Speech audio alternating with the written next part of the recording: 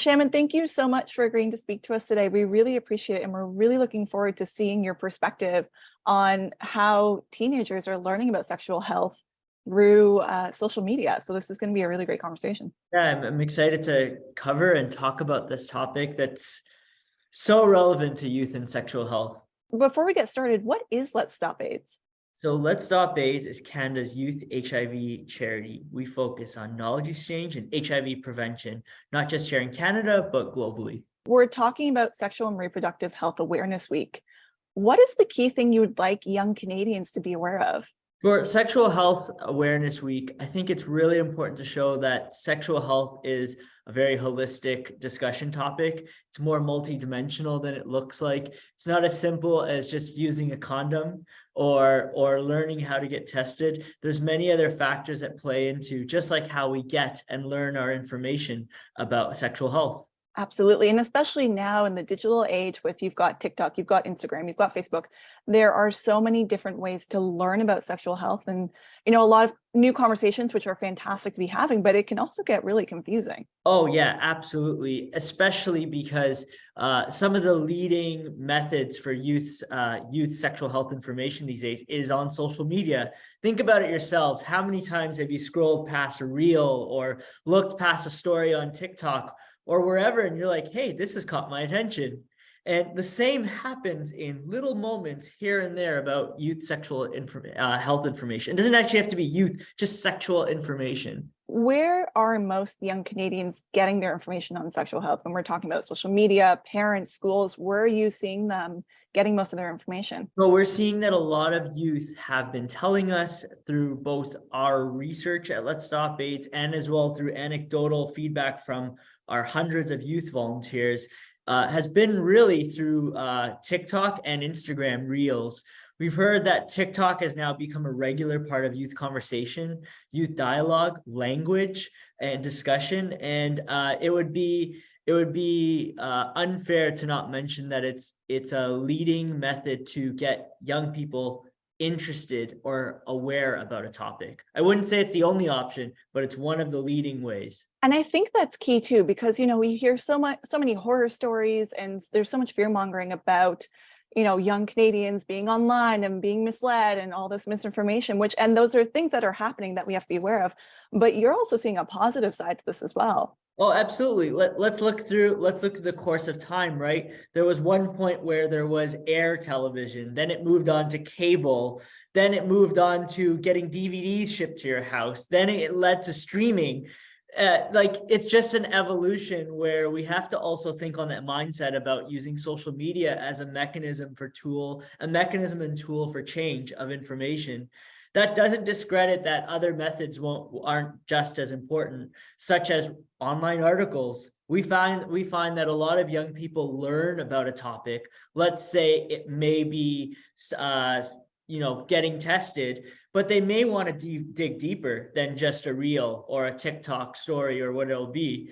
So they may go to an art article and actually try to learn more about this topic, which for us, I think is rather exciting. Like Let's Stop AIDS held a nationally representative survey called the Sex Lives Report, and 62% of young people 18 to 24 said they get their information from online sources, where 21% of that was all on social media. Wow, that's amazing. So for us, I think if we discredit the power of online knowledge and learning and sharing skills, we're missing out on a big part of where we are right now in 2023.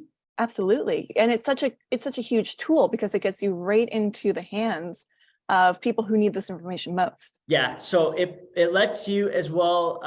It's a little creepy to discuss, but it's important to say is that the technologies behind some of these social media sites are very powerful. So it already predictively knows what kind of content you want to see more of and what information you need. So if you do look up a video about testing, you will actually start to see more videos relating to that coming up in your feed. When we talk about, these algorithms, and when you look at something and you're going to be introduced to a range of different sorts of videos, how do young Canadians stay safe?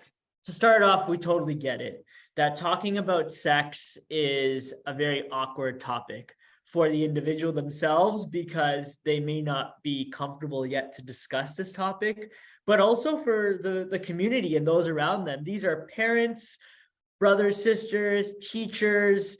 It can be awkward for everyone. And this has become with the lack of openness over many years of cultural discussions of Canadians discussing about sexual health. We've always had a sexual health gap in Canada.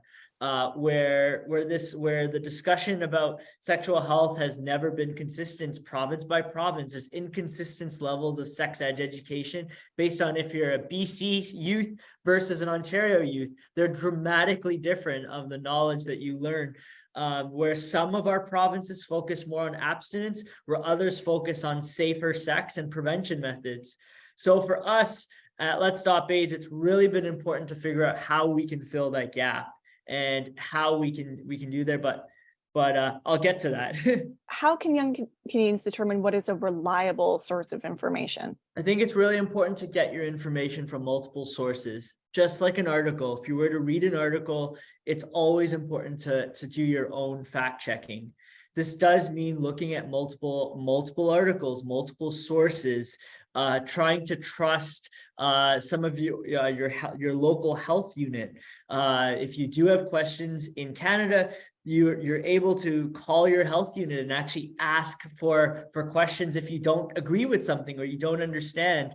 It's really important that you do feel confident with the information you've learned. And for Let's Stop AIDS, we filled that gap. We've relaunched our program called P2P. It's a free workshop that's hosted virtually and in person to schools across Canada. It gamifies sex ed, so no boring PowerPoints, no lecturing, none of that, to really make it feel comfortable to talk about sexual health. And really the only way we're going to do that is to make sure that our workshops and our knowledge is immersive, that there's no barriers. I know for us at Let's Stop AIDS, our workshops are no cost, just optional donations if they want to. But that type of way of digging deeper is really the initiative. And I encourage any young person that sees this, that if you feel that your school does not have enough discussion about sexual health and you feel they'd want to, just reach out to us or any local sexual health organization and say, hey, can you come to our school? Can you be involved in some way, whether that's just dropping off postcards or full out doing a workshop? And that's such a fantastic thing to say, that these resources are available.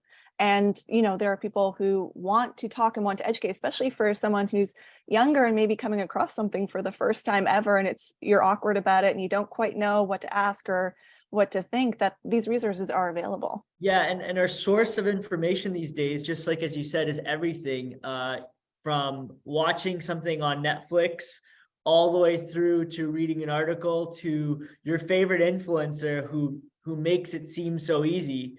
In reality, everyone goes through their own journey and process, and that's from, as early as time existed, everyone goes at their own pace and process. Some quicker, some through a more adventurous way, some through a very traditional route. And I think that that's why it's so important for us to move past surface level teaching in 2023 for sexual health.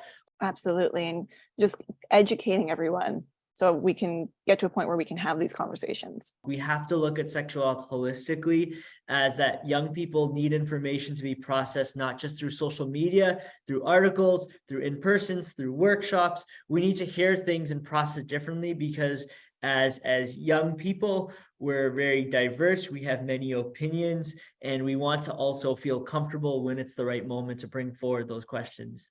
Absolutely. Brilliant. Well, this was so fantastic. Thank you so much, Shamin. I really appreciate it. Thank you so much for giving Let's Stop AIDS a space to discuss this important topic.